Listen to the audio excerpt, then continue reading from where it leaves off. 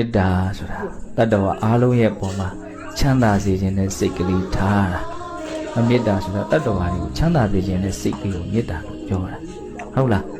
ပြမနဲ့လူတတ္တဝါဟူသည်မြတ်ဘေးရန်ကင်းကွာကိုယ်စိတ်နဲ့ပြန်ကျမ်းမာချမ်းသာကြပါစေလို့စိတ်ပါလက်ပါတတ္တဝါတွေရဲ့ပုံမှာဘေးရန်ကင်းစေခြင်းနဲ့စိတ်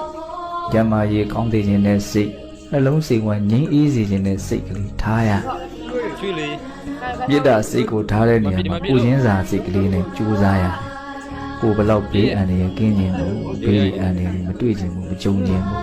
ကိုဘလောက်ကျမ်းမာရေးကောင်းခြင်းလို့ကိုဘလောက်စိတ်ချမ်းသာခြင်းလို့ကိုပြန်စစ်ကြည့်တော့နော်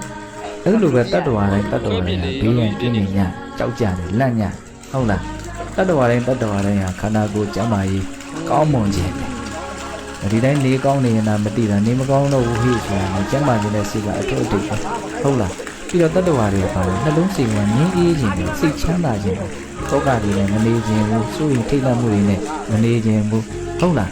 အဲ့လိုမျိုးဘုန်းတို့တွေကတတ္တဝါတွေရဲ့နော်အလိုဆန္ဒကိုနားလည်ပြီးဟောတတ္တဝါတွေလိုလားတောင်းတတဲ့ကောင်းကျိုးချမ်းသာရကြပါစေလို့စိတ်ထဲကမဘေးရန်ကင်းစေခြင်းနဲ့ကျမ်းမာရေးကောင်းစေခြင်းနဲ့နှလုံးစိတ်ဝင်ငြိမ်းအေးစေခြင်းနဲ့သဘောလေးထားတာအဲ့ဒါကိုခေါ်လို့မေတ္တာ